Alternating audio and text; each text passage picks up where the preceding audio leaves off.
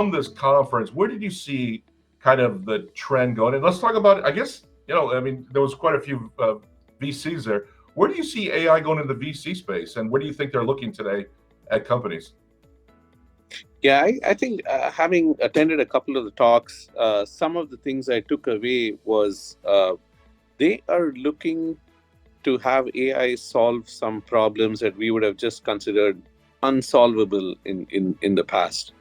I think you gave this great example of an actual stall there where they were creating a walkthrough of the home, but the VCs threw several more challenges, and it's almost like if you can define the problem, then you can probably use AI to solve it.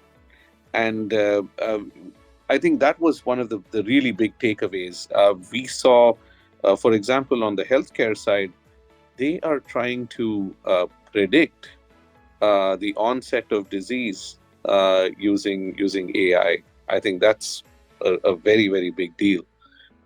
It's one thing to be curative, but if you can predict it up front, I wonder if it's the um, you, you know a good version of the modern day Minority Report, where you say, hey, you're going to fall sick with this thing. You don't have to start the medication, but you can kind of change your lifestyle, especially if it's something life threatening. I think that's one of the big things that could potentially change society.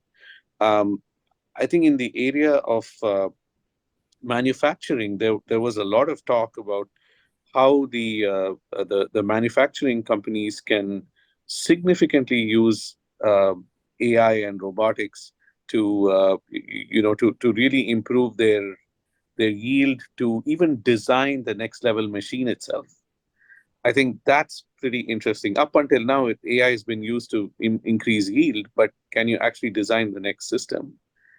So I think the VCs challenged us on many fronts to think about unsolvable problems, and there's a feeling that with generative AI you might find some solutions.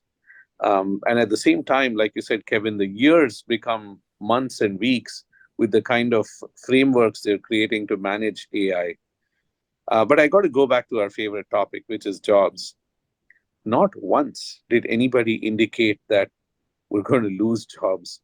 It seemed like it's just going to create so many more, because if you have an idea, then somebody needs to build it. So who's going to build it, and then who's going to support it, who's going to run it, who's going to build that entire organization? So it just looks like, I that was the one thing that I took away, in a very positive note.